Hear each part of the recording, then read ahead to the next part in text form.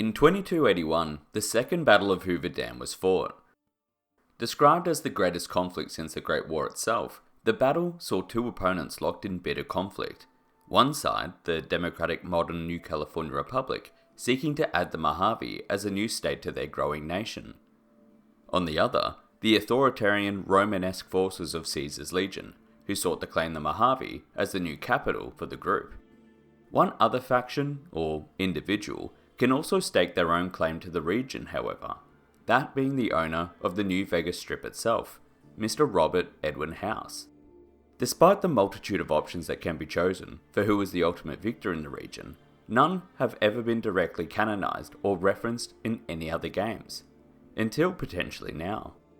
At the conclusion of the first season of the Fallout TV series, Hank stumbles into the Mojave Wasteland. Battered, bruised, and bleeding, he stands on a hill looking out over the region that we know and love, New Vegas.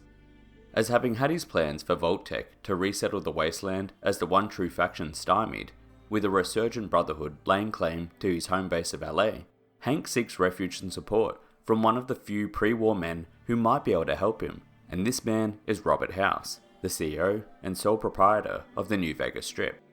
For those unfamiliar with the games, a quick introduction is needed of House, New Vegas, and their place in the story of Fallout. At 261 years of age, House is one of the oldest pre-war residents who can still claim to be technically human. Gifted with wealth and genius, House would become a titan of industry in pre-war America, with a keen focus in technology, science, and business, with his company Robco Industries effectively becoming an unofficial branch of the military. Part of House's success was his ability to use mathematical calculations to effectively predict the outcome of future events. And knowing that he could not save the world, House set out to save the one thing that he did truly care for, his hometown of Las Vegas. From his personal hotel, the Lucky 38, Mr. House prepared. He installed lasers to the roof of the hotel, accompanied by satellite links to disarm or destroy the nukes sent from China. He then preserved his physical body within a hibernation chamber, while syncing his brain to the online network, effectively causing the Lucky 38 and his Securitron forces to become his body. And fundamental to all this was a data storage device, the Platinum Chip, which contained an operating software upgrade that would boost his laser defense network and update his Securitrons with an unstoppable amount of firepower. The Platinum Chip was to be delivered to House on the 23rd of October 2077, but unfortunately, his calculations had run a fraction short and the Great War broke out 20 hours before it could be delivered. Where the games and TV show may somewhat detract from one another, is House's calculations running short on the bombs dropping, considering that, given his admission to the Vault-Tec meeting, he would have been privy to the fact that they planned to launch nukes themselves. It's unknown if it was simply due to China dropping nukes on the US first, or if House and the other heads were taken by surprise by Vault-Tec, perhaps as an experiment to see what would happen to groups if they thought that they were accurately prepared for an atomic war. Nonetheless, without the Platinum Chip, House's operating systems were far less effective than intended. Of the 77 nukes directed at Vegas, 68 were disarmed and destroyed, with the remaining 9 striking the Mojave. And then due to system crashes caused by inferior software, House was forced into a coma for approximately 61 years, only regaining consciousness in 2138. Having awoken, House bided his time, taking note of the relatively unscathed state of Vegas, but unwilling to engage with the barbaric tribes who had settled in the city. But this changed on the arrival of the NCR, who alerted House that structured and powerful civilizations had developed in the Wasteland. Knowing that they would set out to lay claim to the Mojave, and Hoover Dam especially, House sought to obtain a position of power. His Securitrons poured out of the Lucky 38, surprising the startled tribals who were offered ultimatums: join New Vegas, leave, or die. With these recruited allies, known as the Three Families and his Securitron forces, House was able to force the arriving NCR army to the bargaining table rather than having New Vegas invaded by them. The New Vegas Treaty was born, with Vegas' sovereignty guaranteed in exchange for 95% of Hoover Dam's power output, an NCR military camp at Camp McCarran, and an embassy accompanied by military police on the Strip itself. Shortly after, the First Battle of Hoover Dam was fought between the NCR and Caesar's Legion, with the end result of this being an NCR victory. And in the 4-year timeframe between the first and second Battle of Hoover Dam, the NCR, Legion, and Mr. House bided their time, while a certain male man, or male woman, entered the region and shaped its destiny.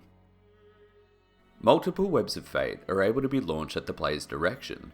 However, the inclusion of New Vegas into the canonical storyline of Fallout means that one of the 4 factions was ultimately successful in the Mojave. Although the showrunners had stated outright that the TV show would not canonize any post-game endings of the Fallout series itself, this seems to be difficult to do, considering the next season will feature New Vegas directly. Mr. House appeared in the final episode of Fallout Season 1, albeit in a pre-war flashback. However, his appearance in the Vault-Tec meeting that planned to launch nukes themselves slightly contradicts what he declares his plans were in a post-war society within the games.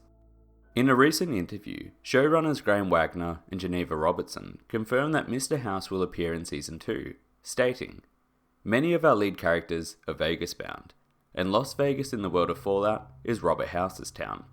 Robert House might have something to do with it, and will be involved in Season 2. We don't know exactly how Mr. House will appear within the second season. Perhaps he'll be seen again in pre-war flashbacks, however this seems entirely to be a waste of his character. Given the fact that Hank ends up in New Vegas, while Lucy and the Ghoul are tracking Hank, and the showrunners did state that many of our lead characters are Vegas-bound, Mr. House will no doubt have some part to play. But what would be this part? Well, it kind of depends on which ending is canonized. The following New Vegas post-game possibilities are ranked in order of unlikeliness to likeliness. The first is a Yes Man ending. In this, Benny, a protege of Mr. House, had formed a plan to usurp him. In order to do so, Benny appropriated a Securitron and reprogrammed it to be an ally, named Yes Man. Benny ultimately planned to seize on House's plan, taking control of the Securitron army underneath the fort to secure Hoover Dam and New Vegas. Benny is killed by the Courier, but his plan can be taken for their own, with Mr. House killed, the Securitrons pushing NCR and the Legion out of New Vegas, and the Courier laying claim to an independent New Vegas. This seems unlikely though, as it is aptly named a wildcard ending. It is literally impossible to achieve without killing Mr. House, and given that he 99.9% will be in Season 2, we can probably count this one out. The second least likely is a Caesar's Legion ending. If Caesar's Legion are backed, then House is murdered on the orders of Caesar. His Securitan army underneath the fort are destroyed, and the Legion takes control of the Mojave Wasteland, enslaving much of the population and peacefully lording over the remainder. Again, basically unlikely. One that could be considered a maybe is an NCR ending in New Vegas. Despite the formal relationships between himself and the NCR, Mr. House considers the NCR to be the greater threat than Caesar's Legion, which says a lot since the Legion crucifies people. Mutual distrust is rampant between House and the NCR, with both using each other for their own purposes.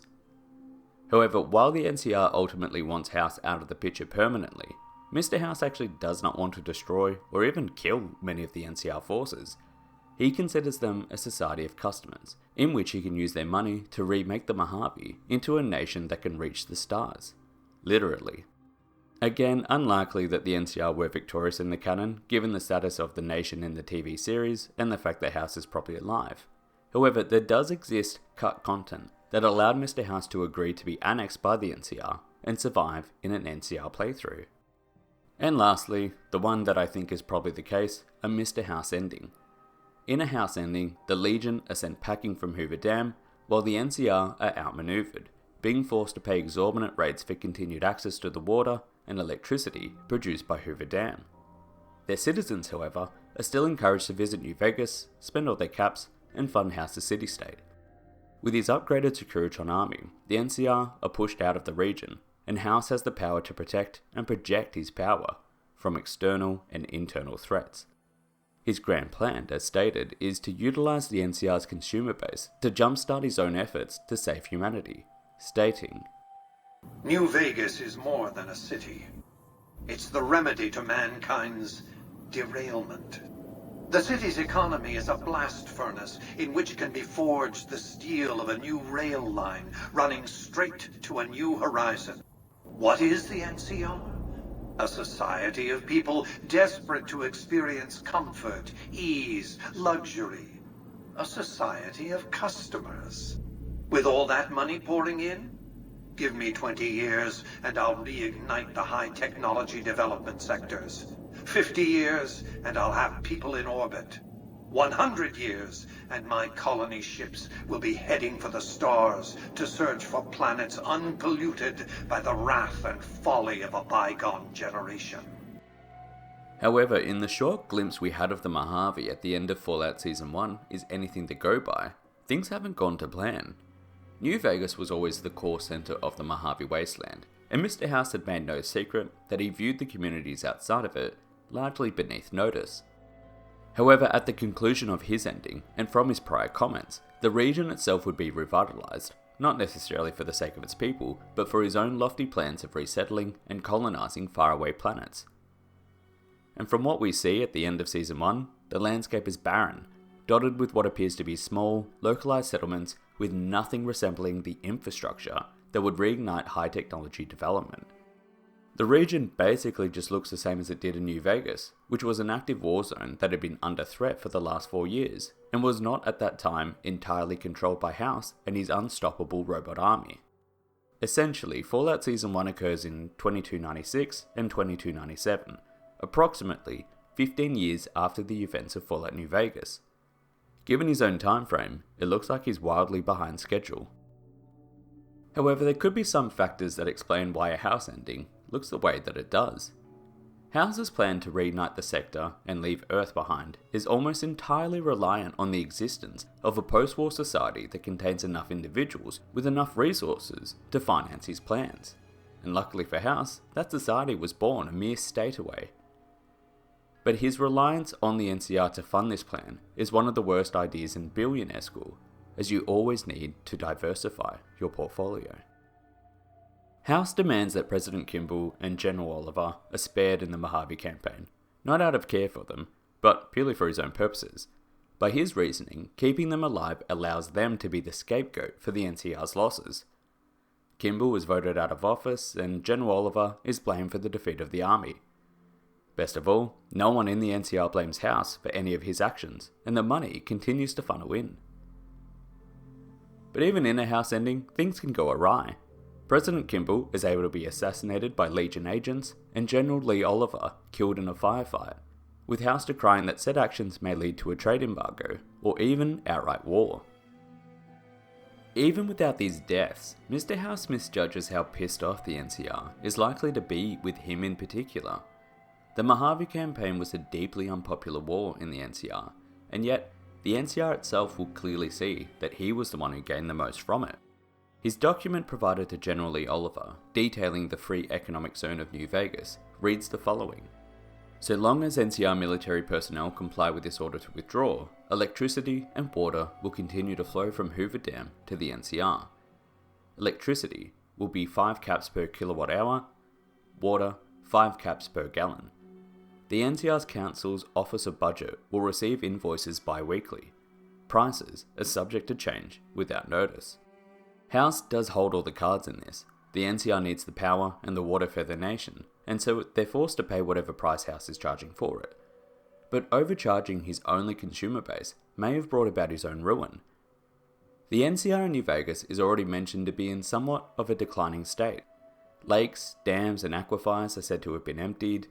Forecasted projections from the OSI state that large-scale food scarcity may become evident in 10 years, and the nation is already overextended in multiple fronts.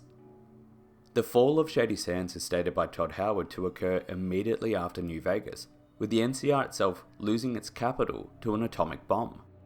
It's unconfirmed in the TV series what happened to the rest of the NCR. We see Moldavia's contingent in Los Angeles, and it's rumoured that the nation does still exist in its other states. However, they more than likely would no longer be in the position they once were to field enormous armies and provide their citizens such a safe standard of living that they would have the disposable income to travel to the Mojave just to spend their money. As such, their decline is tied directly to Mr. House's decline. The ending slides of Season 1 also caused a bit of discussion that Vegas itself had fallen, given the fact that the camera pans through the city in a ruined state, that's littered with skeletons, vertebrates, and securitrons. However, in basically every episode credits, the same occurs, with dilapidated buildings and bodies lying around the place.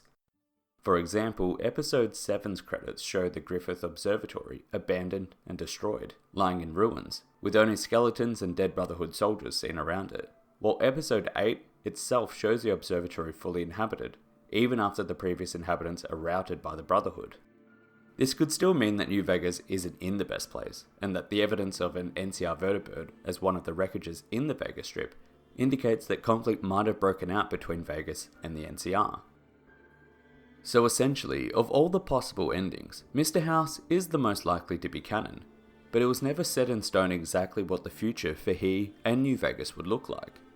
House had lofty goals of restarting humanity on another planet, but it was never truly guaranteed that this would come to pass.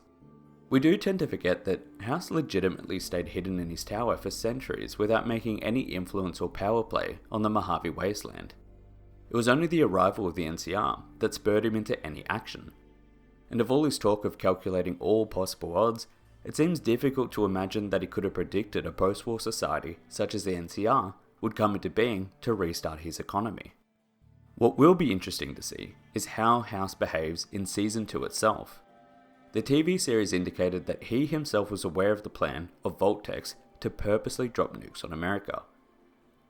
But unfortunately, he ended up being the potential victim of this plan, if it was actually Vault-Tec who did launch them. I can't imagine he'll be too happy to see a Vault-Tec executive such as Hank rocking up on his doorstep, considering the fact that he may be partially responsible for not only destroying the world, but also definitely responsible for destroying the capital city of the post-war society he needed to save humanity. We'll ultimately just need to see in Season 2 if it is still the case that the House always wins.